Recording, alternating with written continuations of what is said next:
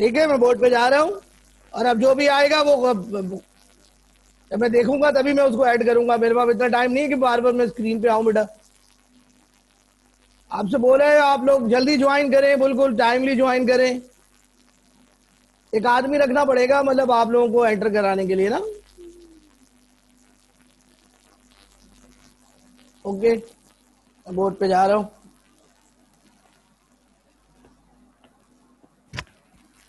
Ink नहीं है इसमें बेटा, दोनों में जल्दी से इंक भर लो।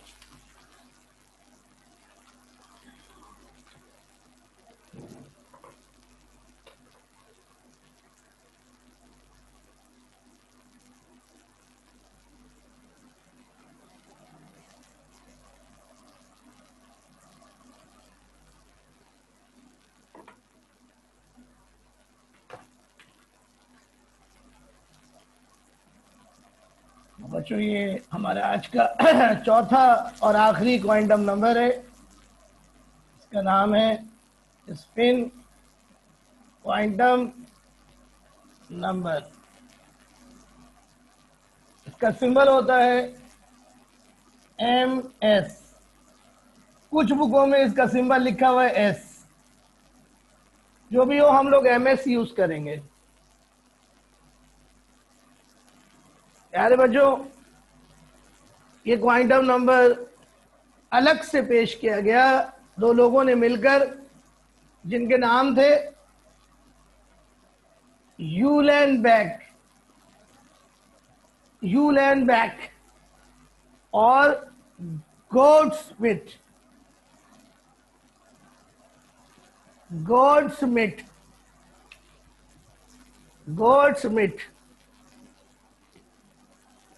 ये क्वांटम नंबर इन दोनों ने 1925 में पेश किया था।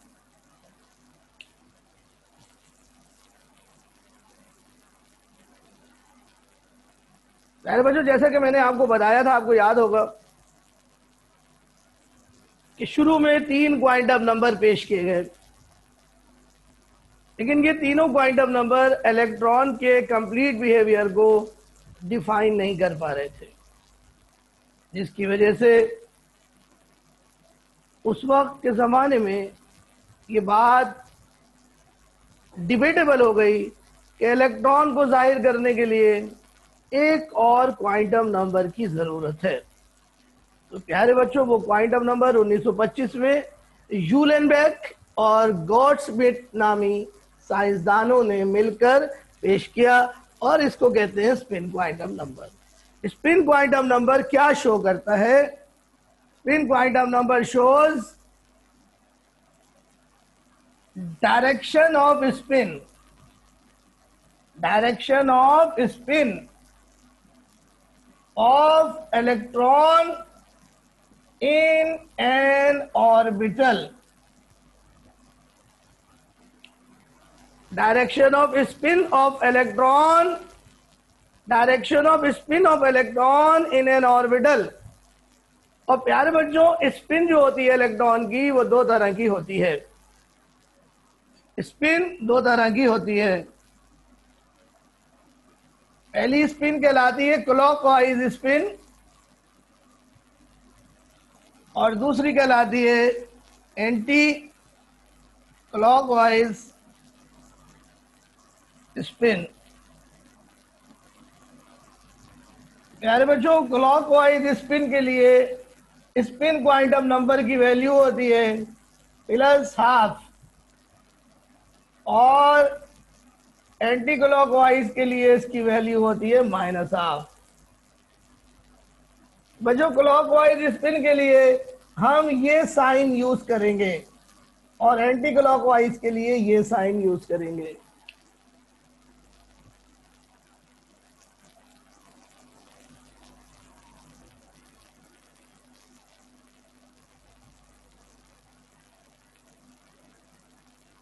इसमें प्यारे बच्चों हेड अप है, इसमें हेड डाउन है। आप चाहें तो इसका अपोजिट भी यूज कर सकते हैं, ये इसके लिए ये इसके लिए, लेकिन आसानी ये है कि जी आप एक फिक्स करते हैं जो मैंने कर दिया है। तो ये है जनाब स्पिन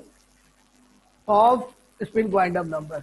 अब बच्चों बड़ी इंपॉर्टेंट बातें आपसे करनी है जो आपको जहन में रखनी है, उसमें से पहली बात यह है बच्चों कि जो स्पिन क्वांटम नंबर है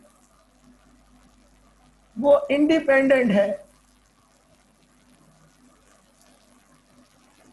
अदर क्वांटम नंबर से। ये मैं कई दफा बता चुका हूं आपको बात, और एक दफा फिर रिपीट कर रहा हूं, स्पिन क्वांटम नंबर का दूसरे क्वांटम नंबर से कोई ताल्लुक नहीं है।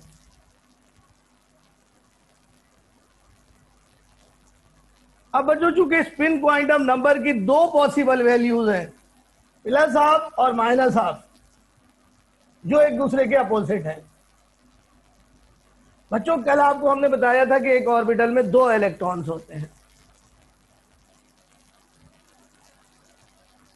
तो ये बात आपकी समझ में नहीं आ रही थी और आप परेशान हो रहे थे कि एक ऑर्बिटल में दो इलेक्ट्रॉन किस तरीके से होते हैं। तो आइए आपको बताते हैं, बोर्ड पर आप देखेंगे।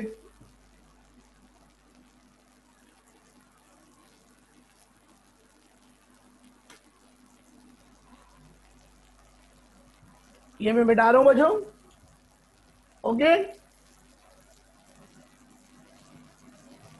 अब किस तरह इलेक्ट्रॉन स्पिन करता है ये आपको मैं बता रहा हूं।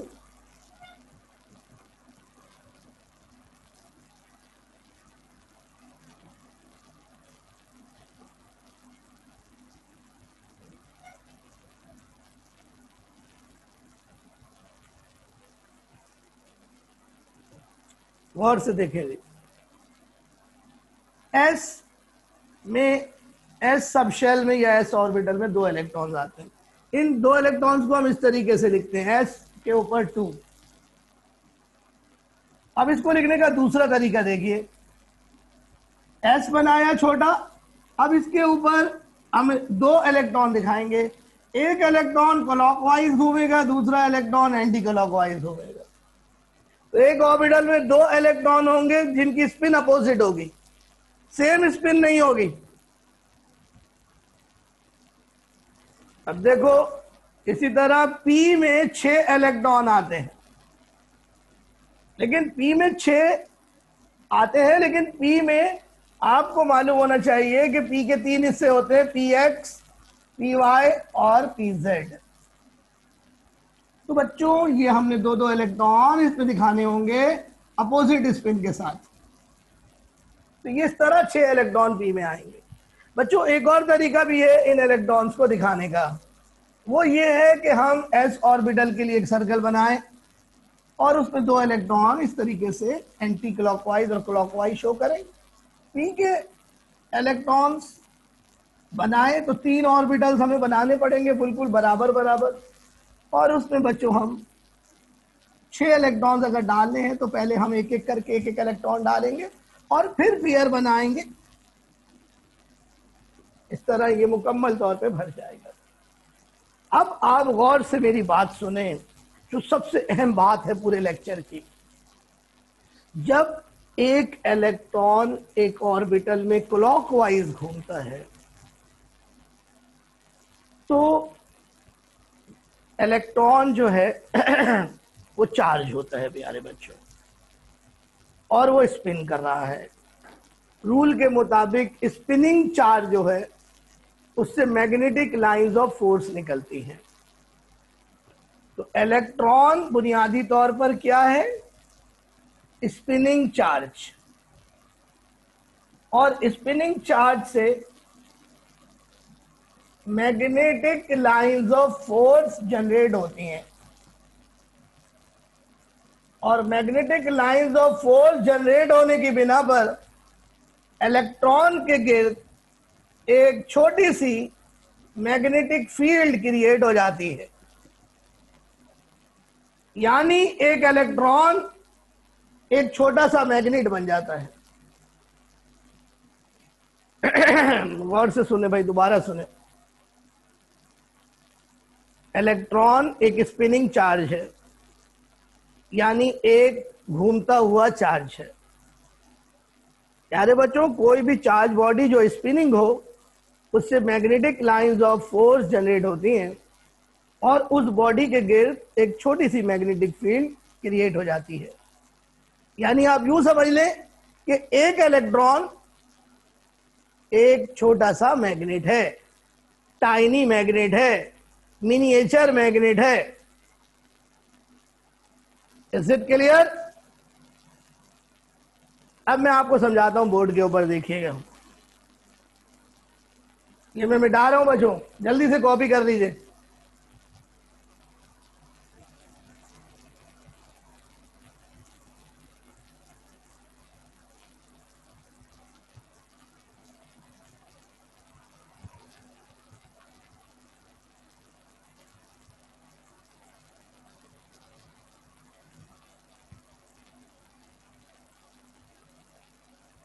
जी जनाब, मैं मिटा रहा हूं।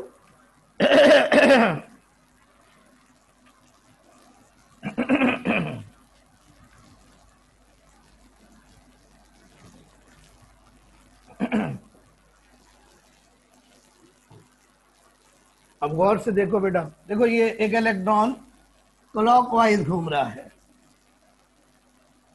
तो इससे निकलने वाली जो मैग्नेटिक लाइंस ऑफ फोर्स हैं उनकी डायरेक्शन अलग होगी, और इस इलेक्ट्रॉन से जो कि एंटी क्लॉकवाइज घूम रहा है, इससे जो मैग्नेटिक लाइंस ऑफ फोर्स निकलेगी उनकी डायरेक्शन अपोजिट होगी। दूसरे लफ्जों में ये वाला इलेक्ट्रॉन एक मैग्नेट बन गया, इसी तरह ये वाला इलेक्ट्रॉन भी एक मैग्नेट बन गया।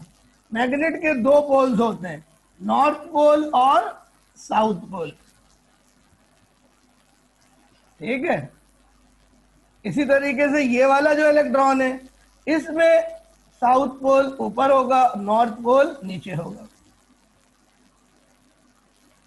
यानी यहां पे जो मैग्नेटिक लाइंस ऑफ फोर्स है उनकी डायरेक्शन अलग है, यहां अलग है।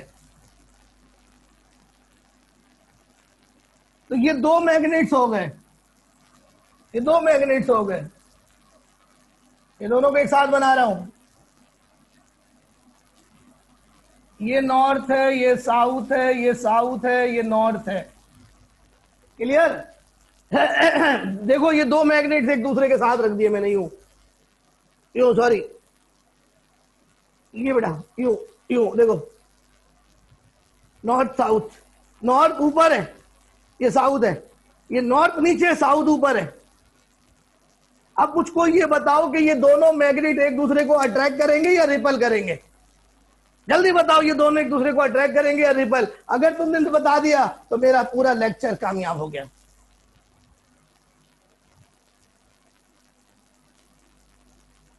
वाह वाह वाह, मुझे लग रहा है कि मैं कामयाब हो गया हूं, मुझे लग रहा है कि मैं कामयाब हो गया हूं, मुझे लग रहा है कि मैं कामयाब हो गया हूं।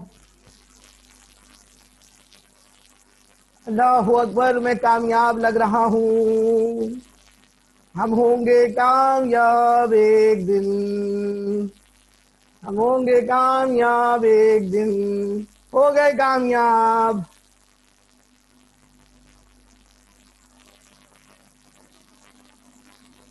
और जनाब ये दोनों मैग्नेट एक दूसरे को क्या करेंगे? अट्रैक्ट करेंगे। अल्लाह अकबर। तो प्यारे बच्चों, अगर दो इलेक्ट्रॉन्स होंगे एक ऑर्बिटल में, इस तरह अगर दो इलेक्ट्रॉन्स घूमेंगे, एक क्लॉकवाइज एक एंटी क्लॉकवाइज, तो वो एक दूसरे को रिपल करेंगे या अट्रैक्ट करेंगे? भाई बोलो बोलो बोलो बोलो, जल्दी बोलो बोलो बोलो बोलो, जल्दी बोलो बोलो बोलो बोलो, जल्दी बोलो बोलो बोलो बोलो।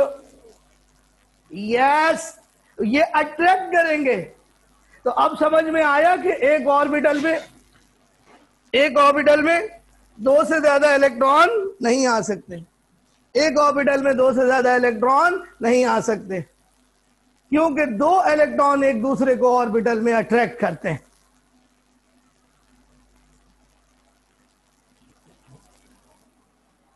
तो प्यारे बच्चों, अगर एक ऑर्बिटल में दो इलेक्ट्रॉन आ जाए तो इस ऑर्बिटल्स को कहते हैं फुली फिल्ड ऑर्बिटल्स। क्या कहते हैं? Fully filled orbitals. And fully filled orbitals are stable.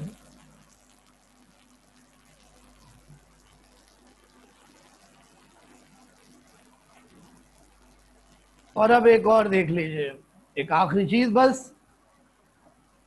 ये बच्चों मैं बना रहा हूं पी ऑर्बिटल्स, तवज्जो कीजिएगा।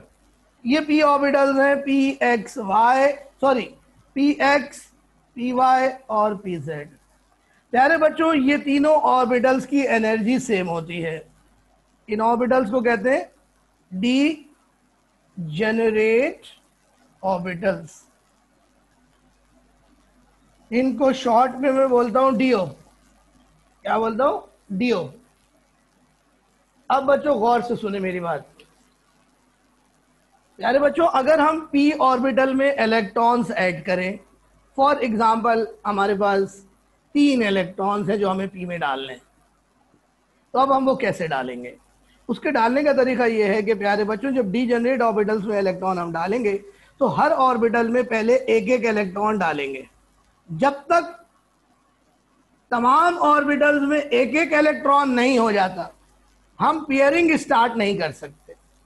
ये बात हमें एक रूल ने बताई जो हम आपको आगे कल परसों पढ़ाएंगे, और उसका नाम है हुंड्स रूल। हुंड्स रूल के मुताबिक डीजेनरेट ऑर्बिटल्स में इलेक्ट्रॉन अकेले अकेले रहते हैं, अकेले अकेले, और जोड़ा नहीं बनाते, पेयर नहीं बनाते। प्यारे बच्चों, अब आप गौर से देखें, ये ऑर्बिटल, ये ऑर्बिटल, ये ऑर्बिटल, दो दो इलेक्ट्रॉन मैक्सिमम इनमें आ सकते थे, लेकिन मैक्सिमम के बजाय हाफ इलेक्ट्रॉन उस पे आ रहे हैं। ऐसे ऑर्बिटल्स को कहते हैं हाफ फिल्ड ऑर्बिटल्स। क्या कहते हैं?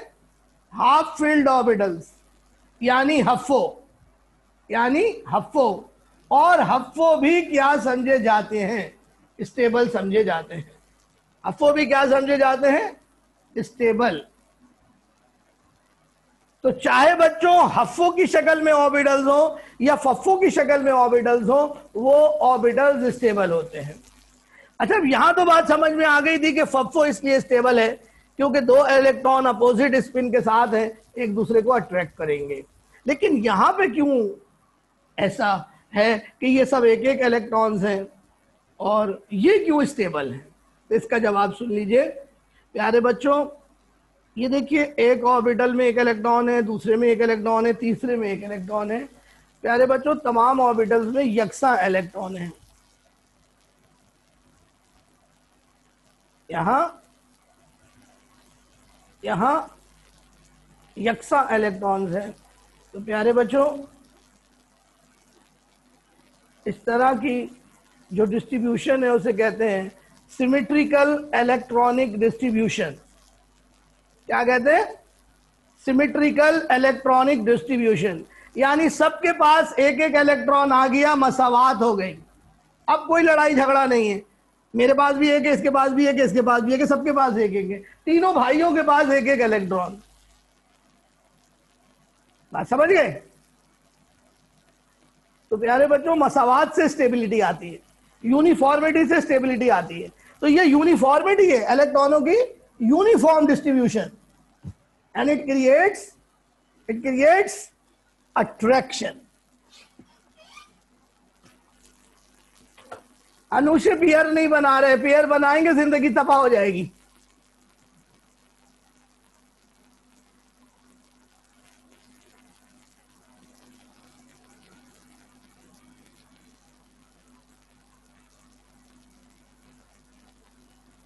उल्टा दो तरीके से अट्रैक्शन आती है, या तो अकेले अकेले हो सब, या फिर सारे के सारे पेयर अप हो, सारे के सारे जोड़े बनाएं। ये नहीं कि एक का जोड़ा बन जाए बाकी के जोड़े ना बने, तो ये तो लड़ाई होगी सब में। तुमने जोड़ा बना लिया, हमारा जोड़ा नहीं बना, तो बच्चों बड़ी गड़बड़ हो जाएगी। तो ये था बच्चों आज का हमारा स्पिन क्वांटम नंबर का बहुत ही खूबसूरत लेक्चर। अब मैं आपको एक डायग्राम से ये बात समझाऊंगा।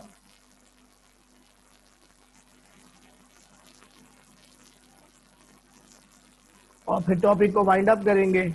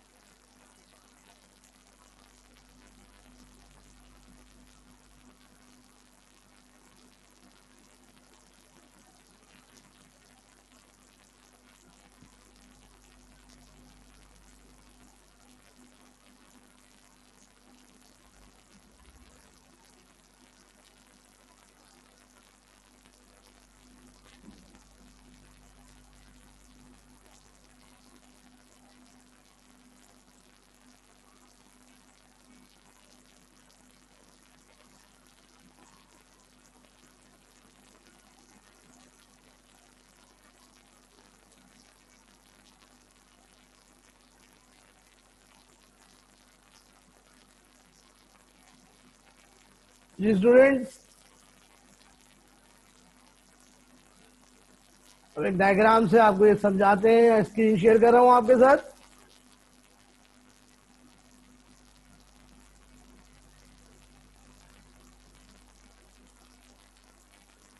ये बच्चों एक डायग्राम आपके सामने है।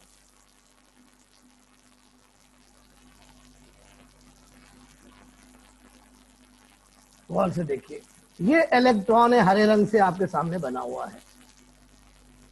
और अब देखिए, ये अपनी जगह पे रहकर मूव कर रहा है, अपनी जगह नहीं छोड़ रहा। ये अपनी ही एक्सिस, ये इसकी एक्सिस है, उसके गिर्द ये रिवॉल्व कर रहा है क्लॉकवाइज। देखो यूं, ऐसे ऐसे ऐसे ऐसे, यूं। तो प्यारे बच्चों, ये आप देखिए कि ये इलेक्ट्रॉन चार्ज है और चार्ज बॉडी है और ये स्पिन कर रही है, तो इससे मैग्नेटिक लाइंस ऑफ फोर्स निकलेंगी। ये देखिए लाल रंग से जो निकल रही है, ये मैग्नेटिक लाइंस ऑफ फोर्स है। प्यारे बच्चों, ये नॉर्थ पोल से निकलती हैं और साउथ पोल की तरफ जाती हैं। नॉर्थ से निकलती हैं, साउथ पोल की तरफ जाती हैं। इस तरह प्यारे बच्चों, इस इलेक्ट्रॉन के गिर्द एक छोटी सी मैग्नेटिक फील्ड बन गई। अब दूसरे इलेक्ट्रॉन को देखें जो एंटी क्लॉकवाइज घूम रहा है प्यारे बच्चों। जो एंटी क्लॉकवाइज घूम रहा है प्यारे बच्चों, वो देखिए उसकी डायरेक्शन यूं है, यूं ऐसे है, यूं देखो, यूं बेटा।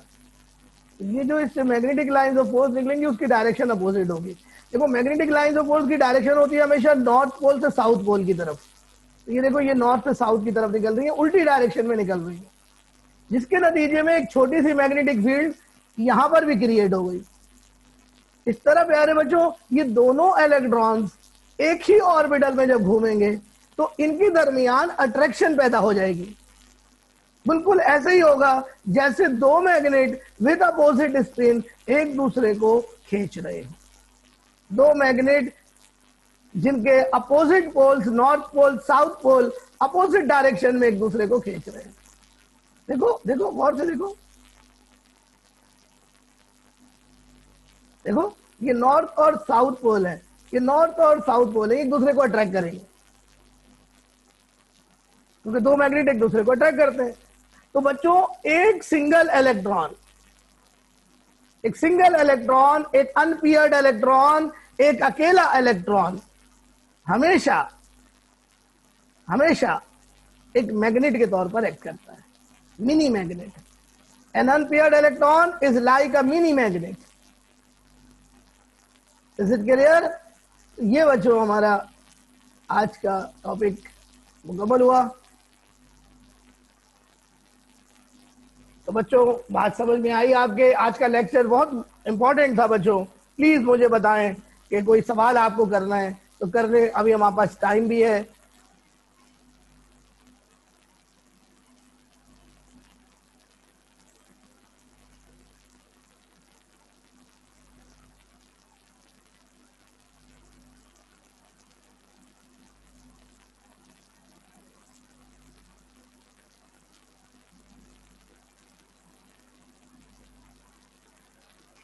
जी स्टूडेंट्स, कोई क्वेश्चन प्लीज?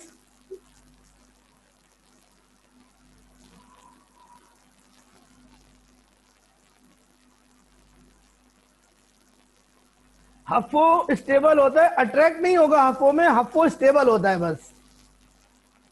यानी इलेक्ट्रॉन अकेले अकेले रहना चाहते हैं क्योंकि इलेक्ट्रॉन पर नेगेटिव चार्ज होता है। तो अगर इलेक्ट्रॉन्स को डिजेनरेट ऑर्बिटल्स अवेलेबल हो,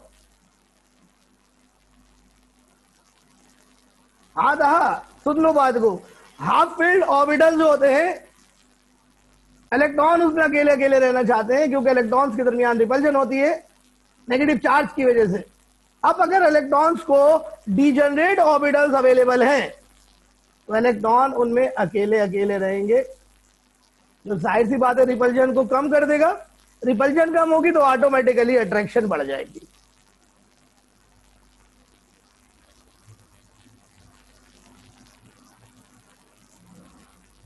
तो प्यारे बच्चों, अब मैं चारों क्वांटम नंबर्स की समरी आपको पढ़ाऊंगा। तो अब आप लोग बोर्ड पे देखेंगे और हेडिंग लगा ले, summary of 4 quantum numbers. Summary of 4 quantum numbers.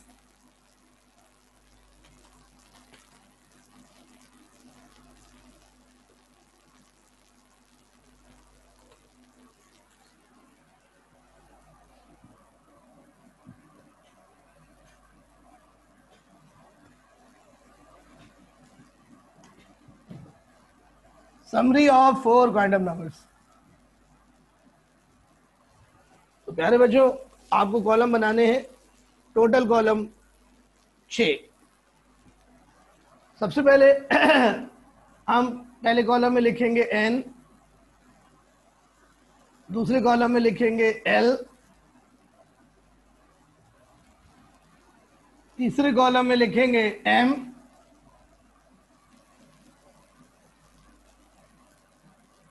अगले में लिखेंगे ऑर्बिट, ऑर्बिट,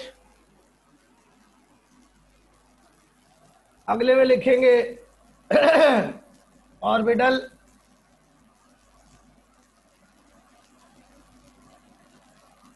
और आखिर में लिखेंगे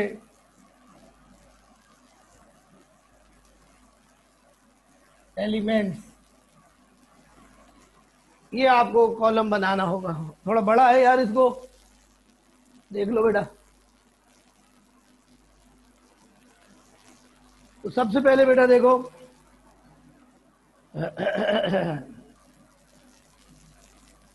अगर n की वैल्यू होगी 1, बेटा उसको सही करो, अगर n की वैल्यू होगी 1 तो l की वैल्यू भी 1 होगी 0, और अगर l की वैल्यू 0 होगी तो m की वैल्यू भी होगी 0। तो ऑर्बिट होगा k, ऑर्बिटल होगा s, और s में 2 इलेक्ट्रॉन्स आएंगे, यानी 2 एलिमेंट्स s में होंगे। इसको कहेंगे 1s। ये हो गया जी पहला शेल। अब अगर n की वैल्यू होगी 2 तो l की 2 वैल्यूज होंगी, 0 और 1।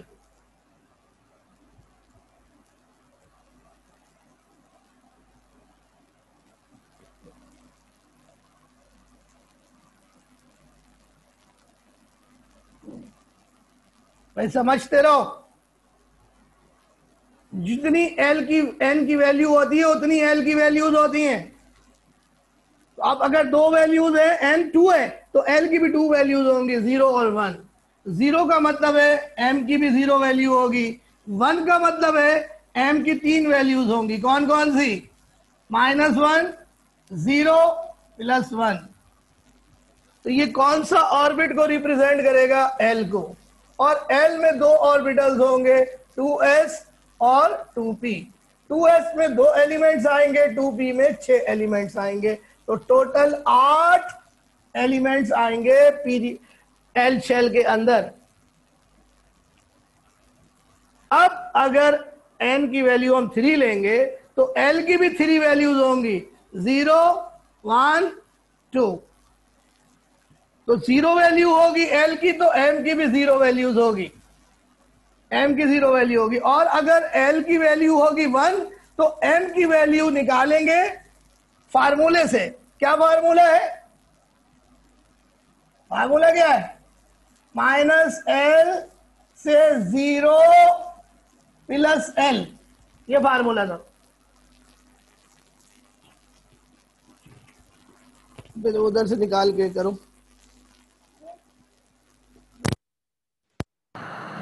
हेलो जी, अब आवाज क्लियर आ रही है? उस्मान, आवाज क्लियर आ रही है? हेलो, ओके बेटा, ओके, चलो बेटा। तो अब अगर एल की वैल्यू 1 है तो वही वैल्यू जो ऊपर लिखी थी एक दफा आ जाएगी, -1 0 +1। और 2 है एल की वैल्यू, तो 2 से स्टार्ट करेंगे, -2 -1 0 +1 +2, 5 वैल्यूज आ जाएंगी।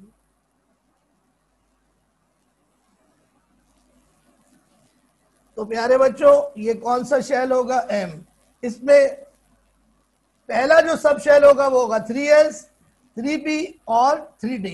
टोटल इलेक्ट्रॉन्स आएंगे s में 2, p में 6 और d में 10।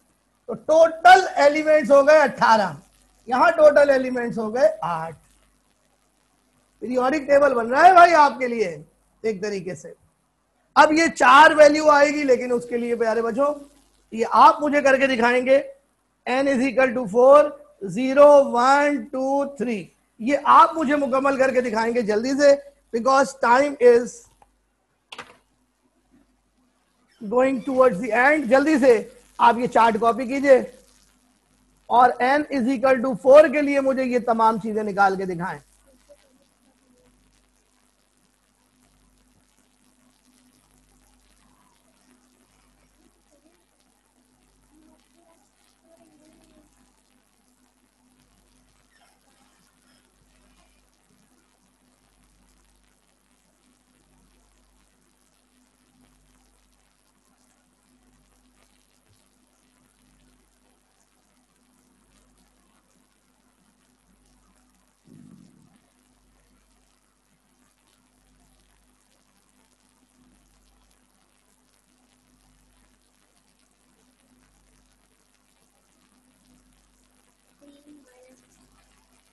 मोहम्मद खालिद बहुत अच्छे, मोहम्मद खालिद बहुत अच्छे।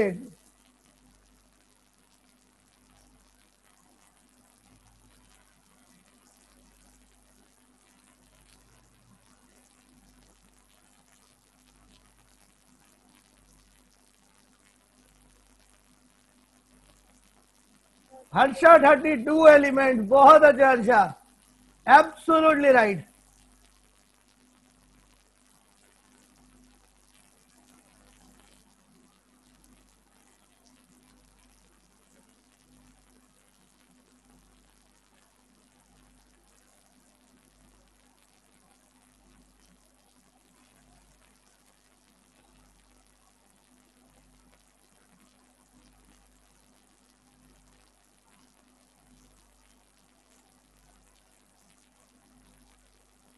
जी स्टूडेंट, जल्दी से n = 4 के लिए चार्ट मुकम्मल कीजिए।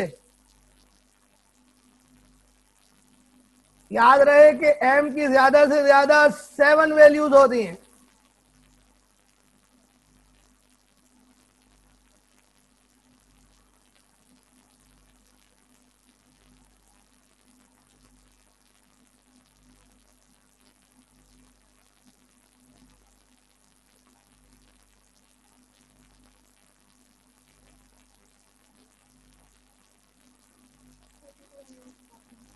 फातिमा बहुत अच्छे।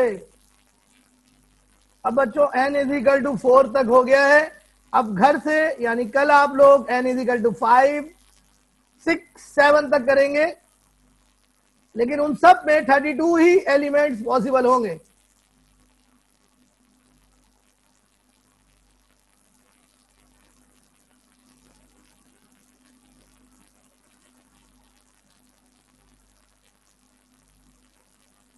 जी Mohammad Khalid, 4s 4p 4d 4f बिल्कुल सही है। इसके बाद n = 5 के लिए भी आपने करना है बच्चों। 5 n = 5 n = 6 n = 7, ये आपने करके लाने हैं जी टोटल।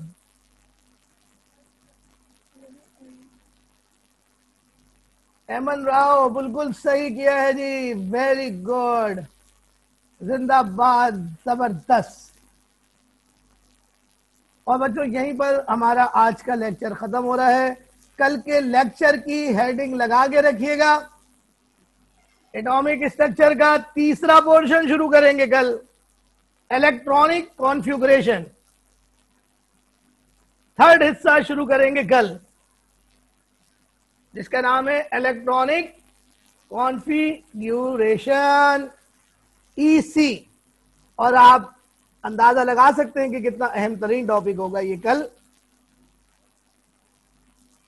इलेक्ट्रॉनिक कॉन्फ़िगरेशन कल शुरू करेंगे बच्चों, नोट कर लें।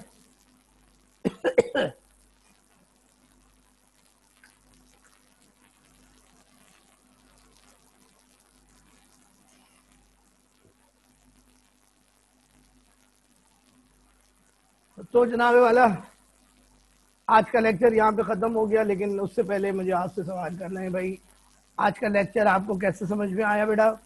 आज का लेक्चर आपको समझ में आया नहीं आया, जल्दी से बता दीजिए। कोई प्रॉब्लम है तो बता दीजिए बेटा प्लीज। आज का लेक्चर समझ में आ गया सबको बच्चों? अच्छा समझ आया, बहुत अच्छा समझ आया, कम अच्छा समझ आया बेटा? बिल्कुल बताओ ईमानदारी के साथ, समझ में आया क्लियरली?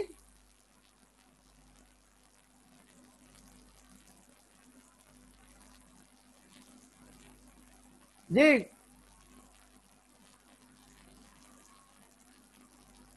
ये चार्ट समझ में नहीं आया था? अच्छा था तो कोशिश करूंगा कि कल दोबारा समझा दूं, तुम एक दफा फिर देख लेना। नहीं बेटा वो टकराएंगे नहीं एमन, क्योंकि वो अपनी जगह पे रहकर मूव कर रहे हैं। देखो यूं यूं, देखो ऐसे ऐसे अपनी जगह पर, ऐसे थोड़ी मूव कर रहे हैं यूं यूं के टकराएंगे तो तब जब वो अपनी जगह छोड़ेंगे। वो यूं यूं मूव कर रहे हैं ऐसे, गेटिंग? यो देखो यो यो यो, एक क्लॉकवाइज दूसरा एंटी क्लॉकवाइज, एक क्लॉकवाइज एक एंटी क्लॉकवाइज, ऐसे। गेटिंग? ओके अमन। तो स्टूडेंट्स आज की क्लास खत्म हुई। अल्लाह हाफिज, टेक केयर, अपना ख्याल रखिएगा, अपने घर वालों का ख्याल रखिएगा, कोरोना से खुद भी बचिए और